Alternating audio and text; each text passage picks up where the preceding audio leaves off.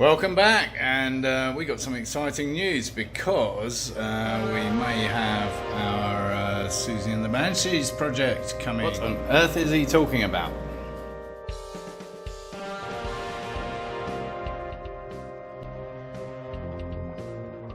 Actually never existed. Meantime, a GS 550 Suzuki 1980 I think it is, has cropped up in Prescott. And we've already bought a very nice bike in Prescott. That was the Ducati Monster, and of course, being a Susie, it's going to be the Scream. Like CB750, it's kind of semi-CafeRacered already. It's got a straight-through exhaust. It's got a matte black tank. It's had the engine top end rebuilt, and the carbs balanced, and it runs, and it's still within my initial budget. Which top end is £3 grand, and it's not £3 grand, I can tell you that. It's cheaper than that. What's more, this seller actually knows how to type rather than just hit the yes it's available button. So hopefully I should be going to see it this weekend. So staying with the subject of rice burners, let's get back to the Yamasaki. Enough of my ugly mug already. So as you may remember, we left off here with pipes and things and lights and things. Yeah. So I'm going to cut this instead because we're just trying to work out what's going to marry up to what, so I just need to make sure this marries up to the radiator, so I'm going to cut it. Before I do that, this was the only one I hadn't checked, and this is going to be tight too, but maybe with a little bit of persuasion and a little bit of lube, it'll get on there. No, not Yamaha lube. Well, maybe. I mean, it's just an oil. But yeah, WD will do the job. And yes, before I forget, I will be finding the first possible opportunity to spray this yellow. Yes. Let's get on with it. Oh, I have. And yes, that fits perfectly actually, like a glove. Maybe a little bit loose, but you know, with a clip round it, that'll sit there nicely. And every time you take the cap off, you're going to spike yourself on one of those. Lovely. You may have noticed I'm recycling some temper pack. This was actually just something that came with some frozen food delivery, and yeah, I mean, just keep all this stuff, you know, it's padded,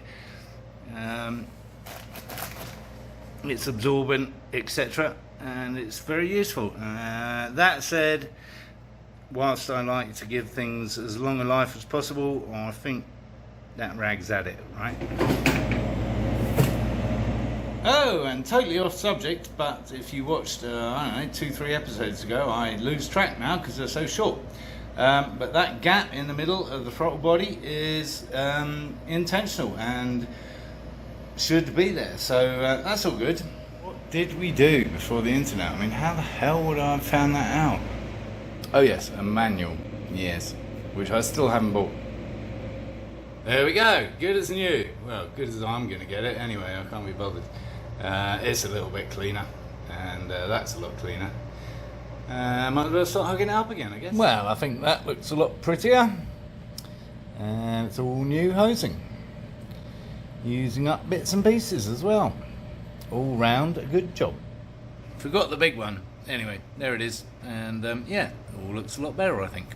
Well, I have to admit, I've been having second thoughts about this bloody mess. Yes, I'm thinking, and I'm going to experiment, and I'm not going to film it because it'd be very boring. I will just tell you the end result. But what I'm thinking is the battery could potentially go up front, and all the ECU and stuff could go in the rear. So I'm going to experiment with cable lengths and everything else, and throwing all the wiring around, and see what makes most sense. So finally the roof has turned up, and yes, we found a redundant satellite on the roof. So yes, here it is, and there we have it. Yes, it's now officially a TV studio. Yes, how about that? I've not disposed of the friendly reminder of how much accidents hurt, and my Augusta carbon fibre panel is still here. More excitingly, we have a curly cable for the air, and some rudimentary air tools, including yes, air tyre thing, and a squirter, which is very useful for getting dust out of stuff, and some tools to go with the grinder. Sweet. How much? No, not 20 bucks. I think it was about 40 for the lot, but that's not bad. All in all, some disappointing packages from China today. We'll go into the disappointing ones later. But one good one, a replacement switch for that. Blech. Much neater. Yes. Actually, funny story about pretty much that exact switch. Actually, it was for my Corvette C6 in the UK, for which I still have the flag, as you can see. Got to have a flag. Anyway, long story short, there's a lot of cobblers that you have to go through when importing a vehicle from the US to the UK to have it certified by, can't even remember what the agency's called now. Including changing the lights and the rear lights and the indicators obviously to orange, not red, loads of stuff like that, and fitting a fog light. And of course, for a fog light you need a switch. Into a nice subtle switch, stage left. My mate Will, who did all the relevant conversions, fitted just that switch to the center console in a suitable place to reach and turn the fog light on, which I don't think I ever used. Anyway, it failed the test. And the reason it failed is that the edges of the switch itself were considered to be too sharp and not curvy and rounded enough, and therefore dangerous. I kid you not, that is exactly what they failed it on. Everything else was fine apart from that. What is known in the UK as a job's worth. I don't know what Will did to upset him, but he was determined to fail that vehicle. So if that guy ever watches this program and watches this particular episode, in a nutshell, you're on. So I told you I was going to see if everything fitted in the front or the back, and whether I was going to change my mind or not. And I couldn't be bothered to do it properly, but you know, I built that little shelf for the ECU. Oh, shelf, yes, not a tray. Yeah, there's all the relays and stuff that are attached, and fuses and what have you. So I'm pretty confident they will all fit where they need to, and then everything else will come back here. We've got plenty of cable on the battery, thanks to getting 2 negatives. So that would work. Now the alternative is to put the battery up front and all that shit back here. Let's try that. Maybe not. For the purposes of this test, I think I'll disconnect the battery. I really can't be bothered right now. In this area did remind me, if you remember, there was one beautiful condition rubber fuel tank mount, and on the other side it's missing. I found one. Just one. Perfect. Guess where? eBay UK. Winging its way to me as we speak. In fact, by the time you see this, hopefully it will have arrived, along with my special front sprocket washer, also from the UK. All right, I wanted to know just as badly as you did. I'm sure I disconnected the battery. And again, we know all this stuff reaches to the back because that's where it was originally, so that's not a problem. And my new super duper long positive with my super duper new safety device on the end reaches perfectly. Not so much with the negative. Yeah.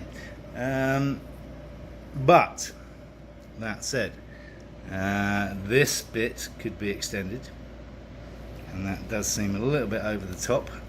As a, I mean, that could just be one piece, and the other piece is actually where it earths to the frame, which goes down here, and on that bolt there, that one.